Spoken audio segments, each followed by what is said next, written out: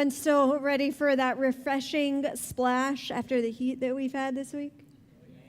I know, maybe if we set up like a sprinkler line as you enter into church, that would get folks coming in to cool down after the hot summer we've been having. Friends, over the course of the summer, we've been talking about all of the different ways that God makes a splash in our lives and that we can make a splash in the lives of others. And really, over the last 2 weeks, we've zoomed in on what it looks like in the immediate splash that we can make. The ways that we can show God's love, compassion, justice, mercy, grace to people in our midst who need to hear that good news the most, and the way that it has a ripple effect on the lives of everyone they meet. Well, I'm Carter, and I'm the lead pastor here at The Walk, and I'm so glad that you have joined us for worship this morning.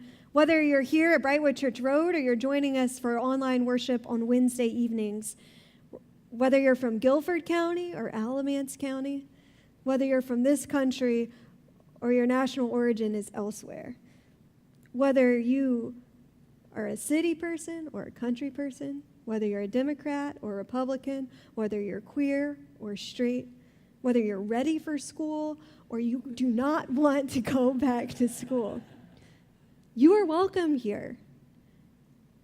And this is a place where you can find the presence of God in community, where you can draw closer to people and to the presence of God in our midst, where you can be stirred by the Spirit and you can be sent to go beyond our walls out into the world to follow Christ, to meet folks, to share these splashes of good news. So let us pray. O Lord, may the words of my mouth and the meditation of all of our hearts this morning be pleasing in your sight. O God, the one who splashes into our lives, the one who is our rock, the one who is a redeemer. Amen. Does anyone ever get on autopilot and then just forget where you're going? Yep. You turn right out on 70, and then you're trying to head to Greensboro, but you get on I-40 and realize you should have just taken 70 all the way there. You start to drive to work, but it's Saturday morning, and you're wondering why in the world you showed up at your office when you really wanted to go to the gym. It's a great excuse to get out of going to the gym. I wish that I could have autopilot when it comes to cooking, that I would start cooking, then all of a sudden dinner would be ready in front of me. Yay! There's a couple of times that that's happened for me. One of those was the Saturday before Easter this year when I was making muffins for the sunrise service, and I went on autopilot while I was baking and couldn't remember if I had put in the baking soda or not. And I think that happened at more than one point in the baking process, and so it was at least triple the amount of baking soda, and then the whole oven was full of banana bread. It did not happen. Sometimes when we go on autopilot, we can really miss what's happening in the world around us. Sometimes it's nice and it's comfortable and it draws us into God's presence and it allows us to reflect and to see the beauty in things around us, but other times we zone out and completely miss what's going on. It happens when we step into a routine and we start to do things that are comfortable for us. Like, I'm sure you're not going to go on autopilot to your new job if you've just made a job transition. You'd go to your old one. It happens when we've fallen into a routine. And so today we meet Jesus and the disciples right at the point when the disciples start to fall back into something that's familiar for them. See, we meet Jesus and his disciples when they step into autopilot for the first time since they've started following him. Today we're going to enter into the 8th chapter of the Gospel of Luke. And when we do, the disciples, they've already decided to follow Jesus. So they've already left their jobs, their professions. They've already thrown down their nets and they've said, see you later, family. I'm following this guy. I don't really know who he is yet, but he's the teacher and I'm going to follow him. They've heard Jesus give them parables about sowing the seeds of the kingdom of heaven. They've seen healings. They've seen someone raised from the dead. They've seen a withered hand made whole. They've heard John the Baptist saying, the one who is coming after me. So they're starting to get an idea of who Jesus is. And then Jesus tells them to go out on a lake, and the disciples, many of them are fishermen, are like, yes, this is our comfort zone on the boat. It's a place where they can step back into autopilot and to not have all of the newness going on around them. So let's turn to the 8th chapter of Luke and listen to this encounter between Jesus and the disciples.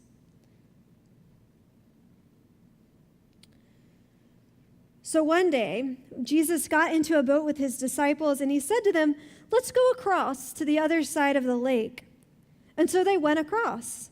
And while they were sailing, Jesus fell asleep. A gale swept down on the lake, and the boat was filled with water, and they were in danger. So the disciples went to Jesus and woke him up, shouting, Master, Master, we're perishing. And Jesus woke up and rebuked the wind and the raging waves. They ceased, and there was a calm. Jesus said to them, where is your faith? The disciples were afraid and amazed, and they said to one another, who then is this? Who is this that he commands even the winds and the water, and they obey him? Who is this? Shared at the 9 o'clock service that I'm not a water person or a boat person, especially when you cannot see the shore. It's something that evokes a lot of fear in me, and I do not like it. And so I can imagine that if I was on the boat with the disciples, I would be freaking out as soon as we left the shore and entered into the lake. But these disciples, they are experienced fishermen. This is like riding a bike to them. They hop on the lake, they go out, they encounter a storm. Been there, done that. They know how to handle them.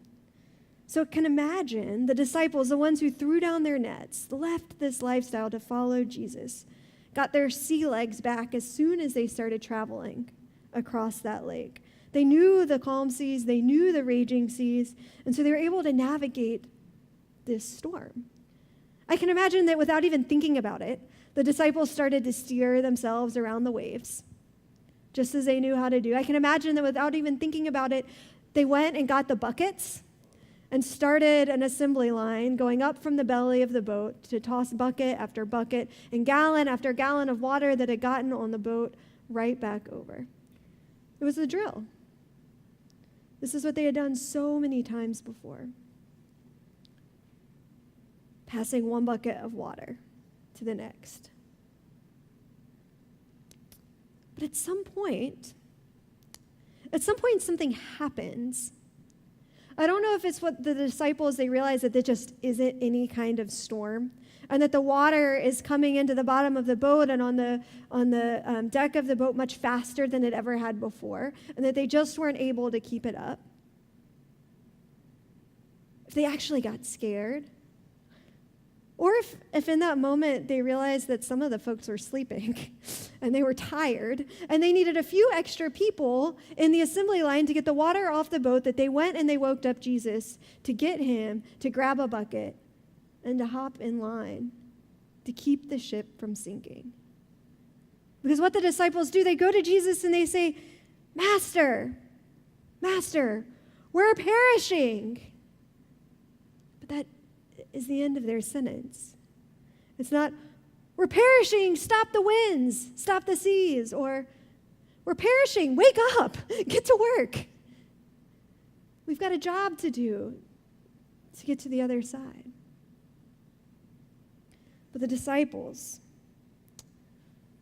they turn to Jesus with that cry. It doesn't take much for us to put ourselves in the shoes of the disciples. I prefer not to do it on boats, but we know that the storms of life rage against us at times, like the sea is doing to the disciples in this passage. The storms of life that make us feel overwhelmed. They make us feel exhausted and scared and frustrated and tired, skeptical and confused. We, like our disciples, can find ourselves in that assembly line carrying one bucket and passing it to the person next to us, hoping and trusting that maybe this is how we get out of it without even thinking about it, without even seeing the world around us go by. It's just another storm. It's hard for us to recognize it anymore. Because like the disciples, we've navigated these storms before. We know where our safety sources are. We know where the buckets are. We've been down this path. Whether it's going on this routine of doctor's visits after doctor's visits, going from one illness to another, being referred to an additional specialist and scheduling our calendars around it. We know the routine of searching for jobs and sending out resumes and getting dressed for job interviews and getting turned down. We know the routine of showing up to work and seeing the clock at 9 and counting down until it gets to 5. Searching for something with purpose. We know the routine when all of the advertisements take over the TV and social media in an election year telling us, wooing us to save our country in this direction or that direction. We know that routine. We know the routine of a coworker or family member or neighbor or even stranger finding out the gender of our partner, and that relationship suddenly get broken and changed. We know the routines and the patterns of storms. Sometimes we can go into autopilot, just like the disciples, reaching for that bucket, scooping the water back into the storming, swirling sea. Crying out, help me. Help me. We feel like we're drowning, dying, perishing. Friends, John Wesley felt this way. And I love some John Wesley. But John Wesley made this cry once in his life. He decided that he got a call from God to go to America, South Carolina. I'm confused as to why God would go there, not North Carolina at the time. It's God's country.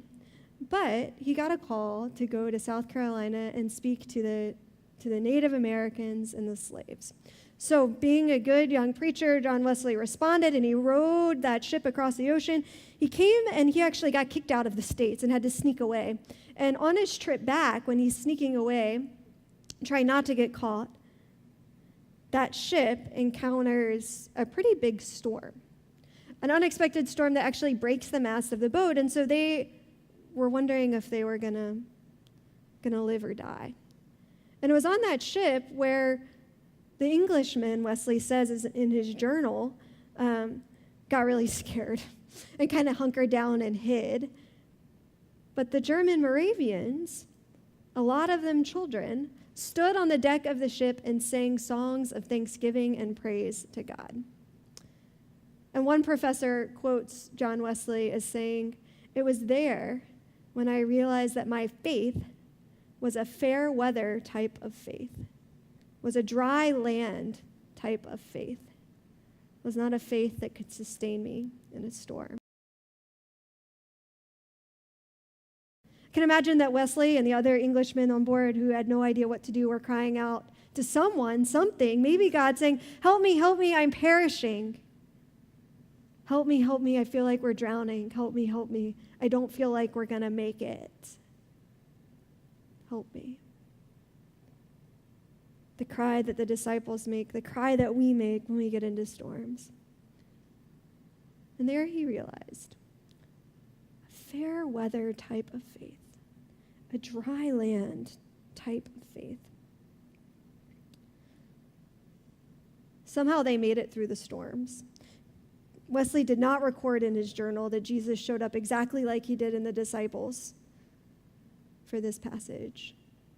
But he did talk about how this was an instrumental part of his faith journey, something that shaped him into a deeper understanding of God, something that shaped him into a way that he understood God's presence in the midst of the storms of life in a new way, that later went on and founded all of his ministry. So what does it mean to not have a dry land faith? What does it mean to have a storm-strong faith?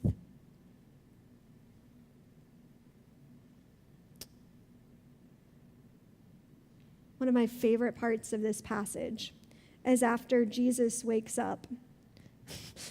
First of all, I just can't really imagine being woken up in the middle of the night on a stormy ship. It sounds like my worst nightmare, to then do some heroic act. And so Jesus wakes up, calms the storms, settles the seas. And then he says to the disciples, "Do you not have faith?" And they say, "Who is this then? Who is this guy? Who is this guy that calms the seas, that settles the wind? Who is this guy?" I don't know whether the disciples had just settled into such a routine and such an autopilot that they couldn't remember all of these things that they had just witnessed and seen and heard from Jesus, that they couldn't remember that he was the one who healed and he was the one who saved and he was the one who taught. He was the Messiah, the one who was coming. I don't know if they just got on autopilot and forgot all of those things about who Jesus was. But they stand there afraid and amazed, Luke says, wondering, who is this then? Who is this then? For Wesley, it took a group of faithful children to remind him who God is. Who the God is that saves and creates and redeems and transforms in the middle of a storm of life, to snap him out of the autopilot that he was going in, hunkering down in fear. It took a mighty act that Jesus did to snap the disciples out of that autopilot and get them wondering again, who is this then?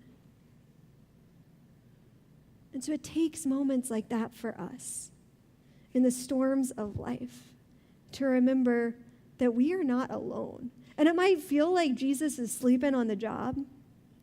It may feel like God is nowhere to be found when we're stuck in these routines. And it seems like the storm just keeps getting stronger and stronger, and the wall of water around us just bigger and bigger. To remember who Jesus is.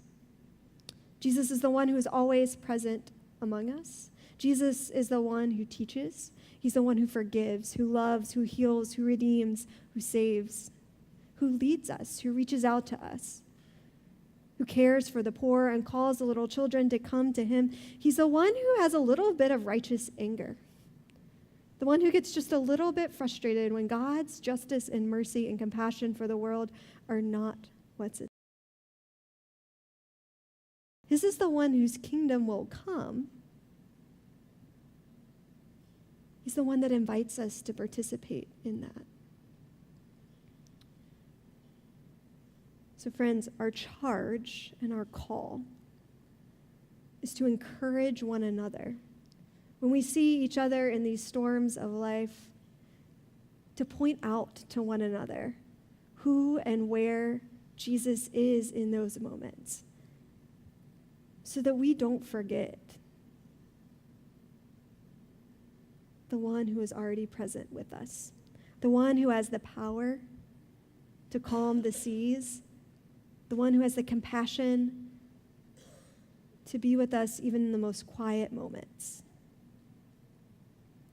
And to go out and to share that with people in the world, with people who don't know that there's someone present with them in the middle of a storm of life. When they're so stuck in carrying the water one bucket at a time off the boat, they're stuck on that wheel that keeps on spinning. To give them the hope that Christ is present with them. Amen.